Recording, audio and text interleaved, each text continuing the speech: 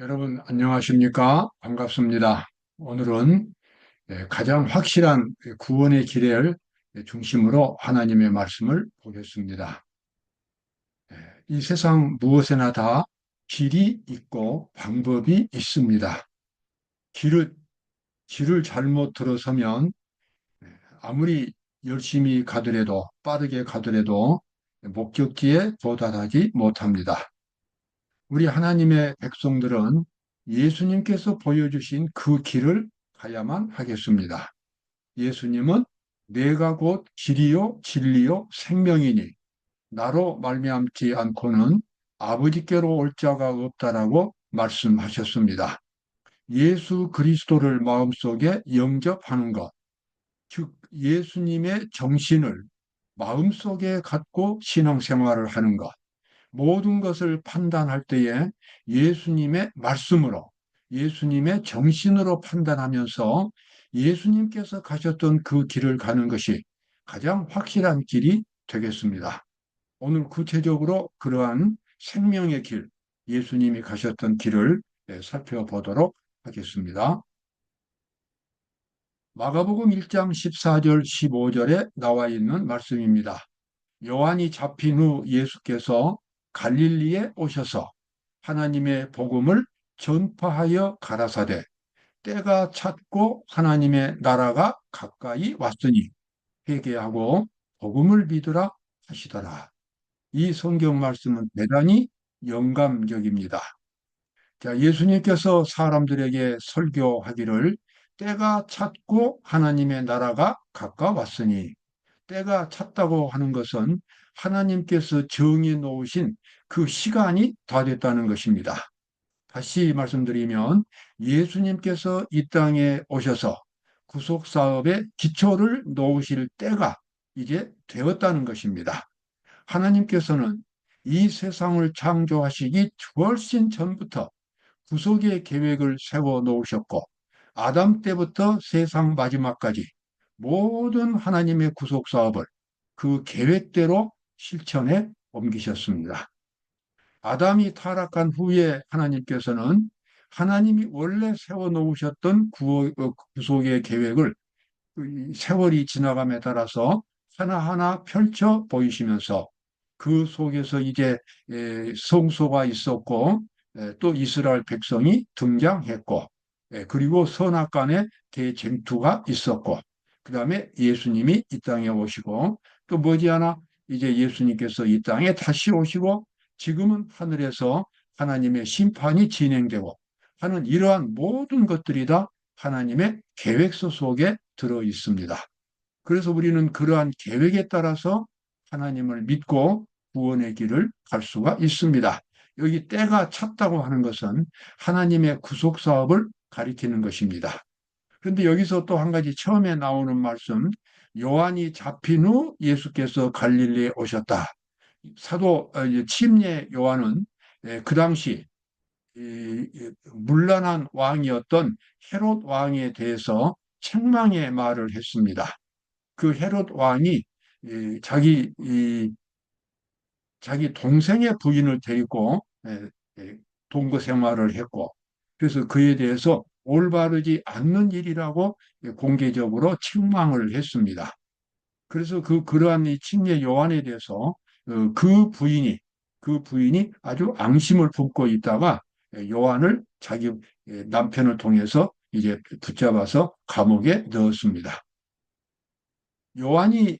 침례 요한이 감옥에 들어간 후에 그는 그곳에서 나오지 못하고 순교를 당했습니다. 많은 사람들은 예수님이 기적적인 능력으로 침례 요한을 구원해 주실 것을 기대했지만 예수님은 침례 요한에 대해서 일절 언급을 하지 않으셨습니다. 결국은 침례 요한은 이제 감옥에서 순교를 당했습니다. 왜 말하지 않으셨을까요? 그 이유는 분명합니다. 침례 요한이 갖는 길이 십자가의 길이고 그 십자가의 길이야말로 천국으로 가는 길이기 때문에 그렇습니다. 침례 요한이 갔던 목숨을 바쳤던 그 길은 이제 예수님이 가기 시작한 것입니다. 예수님도 결국 붙잡혀서 갈바리에서 돌아가셨습니다. 그리고 그 후로도 무수한 그리스도인들이 붙잡혀서 그들의 진리를, 그들이 받은 구원을 생명으로 인쳤습니다. 그래서 이 지상에서 하나님의 백성들이 가는 길은 자아를 부정하는 십자가의 길인 것입니다. 그 십자가의 길이야말로 생명의 길이고 영생의 길이 됩니다.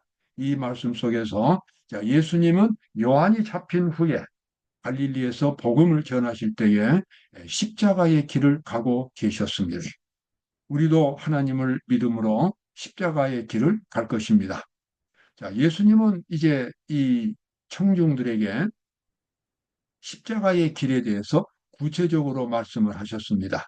십자가의 길이라고 하는 것은 자아를 부정하는 것인데, 즉 죄된 자신이 그리스도 안에서 죽는 것입니다. 죽음으로 끝나는 것이 아니라 새로운 자아가 만들어집니다. 예수님이 그 사람 정신 속에서 예수님의 정신이 그 사람의 정신으로 변하는 것입니다. 그렇게 해야만 하나님의 율법을 지킬 수 있고 그리고 이 천국에 갈 수가 있습니다. 예수께서는 청중들에게 하나님의 계명을 지키는 것은 곧 자신들 속에서 그리스도의 품성을 재현하는 것임을 계속해서 가르치셨다. 여러분 꼭 기억하시기 바랍니다. 그리스도를 믿는다고 하는 것은 그리스도의 정신을 가지고 그대로만 살아가는 것입니다.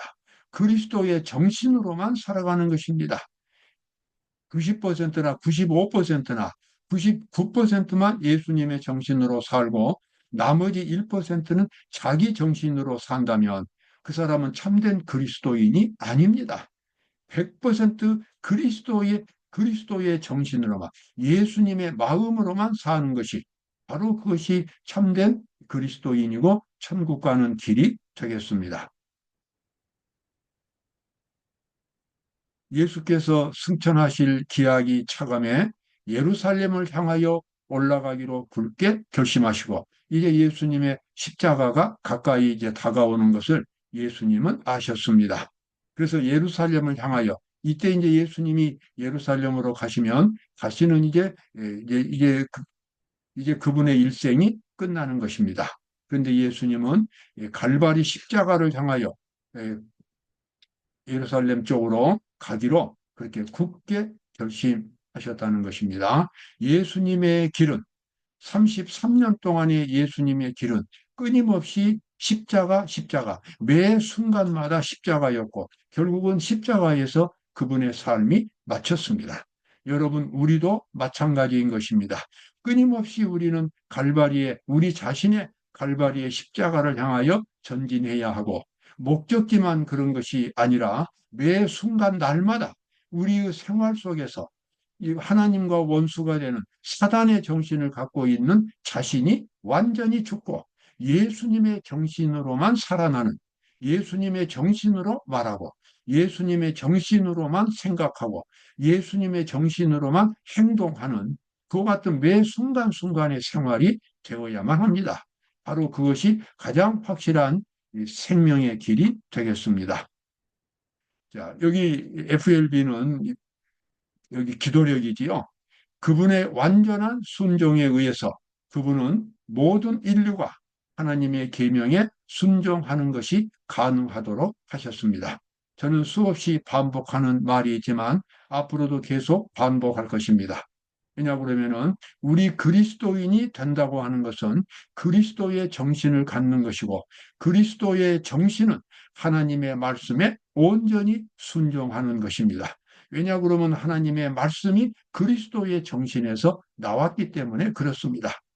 우리가 이 마지막 때에 특별히 하나님의 참된 백성들이 율법에 대해서 강조하는 이유는 오늘날 무수한 그리스도인들이 사탄의 최면에 빠져서 율법 없이 믿음으로만 구원받는다고 하는 이와 같은 엉터리 복음을 가지고 있기 때문에 그렇습니다. 그래서 하나님을 믿고 구원을 받았습니다. 하나님의 율법을 지키지 않습니다.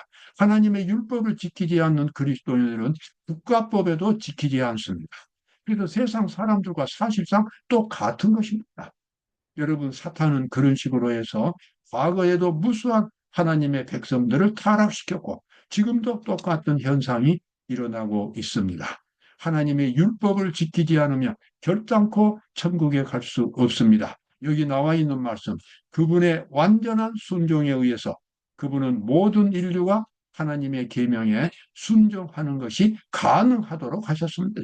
마음속에 예수님을 모신다면, 예수님의 정신을 가지고 살고 자기 자신은 완전히 없어진다면 하나님의 율법을 지키는 거룩한 하늘 백성이 될 수가 있습니다.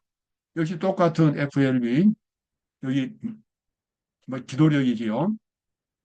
우리가 자신을 그리스도에게 맡길 때 심령은 그분의 심령과 연합하고 의지는 그분의 의지에 합쳐지고 마음은 그분의 마음과 하나가 되고 그분은 생각은 그분의 생각에 사로잡힌 바 된다. 여러분 이러한 기도의 경험을 꼭 가지시기 바랍니다. 마음속에 정말 모든 것을 다 그리스도께 맡겨서 마음과 의지와 생각과 목적과 이런 모든 것들이 다 그리스도와 하나가 되는 경험을 가져보십시오. 그러면 분명히 새로운 생명이 탄생하게 되는 것입니다. 그것이 바로 참된 그리스도인의 모습이고 생명으로 가는 길이 되겠습니다. 이것이 그분의 의로 옷을 입는다는 의미이다. 예수님은 이와 같은 기적을 우리 속에서 새로운 생명을 창조하는 그와 같은 일을 이루기 위해서 육신을 입고 이 땅에 오셨습니다. 하늘에서 구속 사업을 이루시는 것이 아니라 우리와 똑같은 처지에서 우리와 똑같은 이 세상에서 하나님의 율법을 지키는 것이 어떤 것인가를 예수님은 몸소 경험하시고 그 경험을 통해서 이제 예수님께 나오는 모든 사람들 마음속에서 율법을 지킬 수 있는 품성을 만들어 줄 수 있게 된 것입니다. 히브리서 5장 8절 9절에 나와 있는 말씀입니다. 그가 아들이시라도 받으신 고난으로 순종을 배워서 참 여기 아주 귀중한 말씀이 있습니다. 그가 아들이시라도 받으신 고난으로 순종함을 배워서 온전하게 되었은즉 자기를 순종하는 모든 자에게 영원한 구원의 근원이 되셨다. 그러므로 우리 육신적인 능력으로는 하나님의 율법을 지킬 수 없지만 예수님을 마음속에 영접한다면 예수님의 마음을 갖게 된다면 우리는 율법을 지키는 사람으로 변화될 수 있습니다. 그래서 우리는 지상에 살면서도 하늘 백성으로서 생활할 수가 있는 것입니다. 자, 그리스도께서 열어놓으신 순종의 길을 보도록 하겠습니다. 히브리서 10장 5절에 나와 있는 말씀입니다. 세상에 임하실 때에 가라사대 하나님이 제사와 예물을 원치 아니하시고 오직 나를 위하여 한 몸을 예비하셨도다. 세상에 임하실 때에 그 말은 예수께서 인간의 육신을 입으시고 이 땅에 오실 때에 그때 하신 말씀이 이겁니다. 하나님이 제사와 예물을 원치 아니하시고 여기서 제사와 예물 구약시대의 성소 제도와 여러 가지 예물이 있었습니다. 그 예물 자체가 나쁜 것이 아닙니다. 하나님께서 다 정해주신 것들입니다. 여기서 말하는 제사와 예물은 종교적인 형식을 가리키는 것입니다. 하나님이 종교적인 그 형식을 원치 아니하시고 그만 이것으로서 만족하지 않으시고 그 이야기는 하나님의 백성들이 어떤 정해진 규칙에 순종함으로써 그 규칙대로 그냥 따라함으로써 구원이 이루어지는 그런 일이 아니라고 하는 것입니다. 그러한 이 어떤 정해진 규칙, 그러니까 예배를 드리고 기도하고 또 그 교회당을 짓고 하는 이것을 가지고 구원이 아니고 보다 더 근본적으로 생명의 변화가 일어나기 위하여 예수님께서는 여기 한 몸을 준비하시다는 그 말은 바로 예수님이 우리 속에서 생명의 변화를 일으키기 위하여 우리와 똑같은 육신을 입으시고 이 땅에 오셨다는 것입니다. 바로 그것이 예수님의 사명입니다.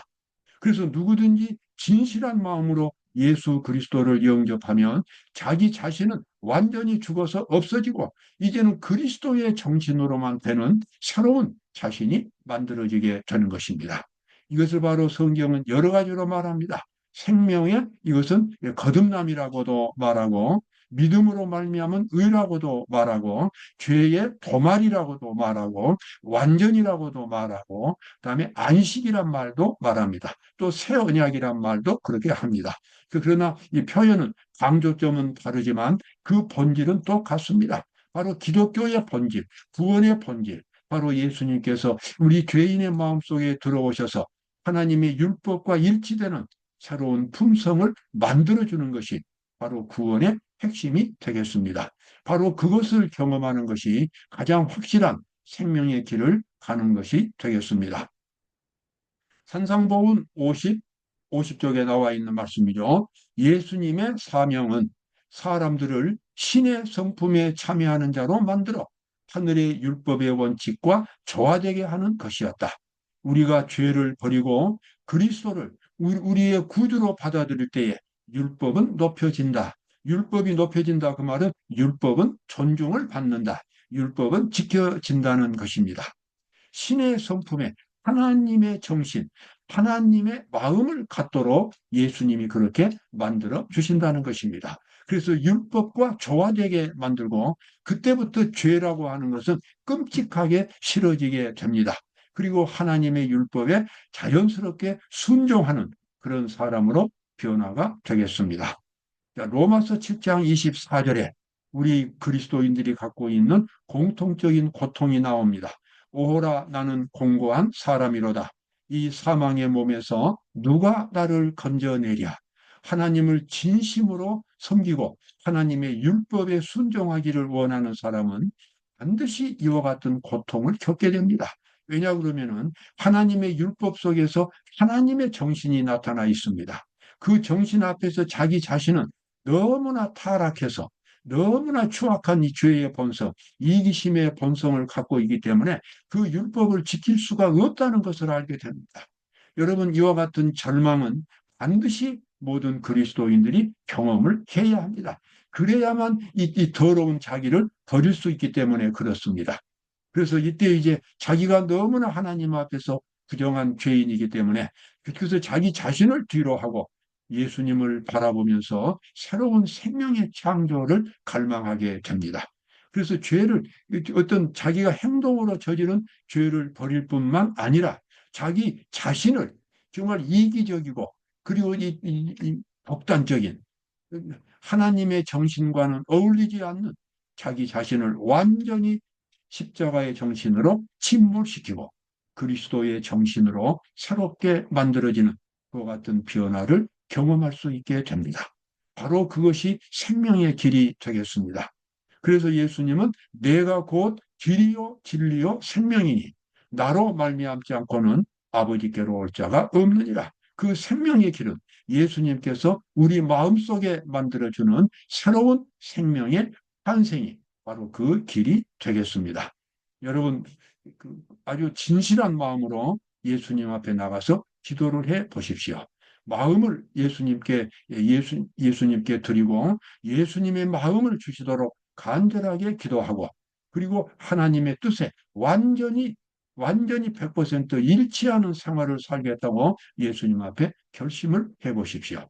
그러면 마음속에 분명히 성령의 깊은 감동이 일어나게 되고 새로운 변화가 일어나게 됩니다. 오늘도 기쁨이 넘치는 하루가 되시기를 바랍니다. 감사합니다.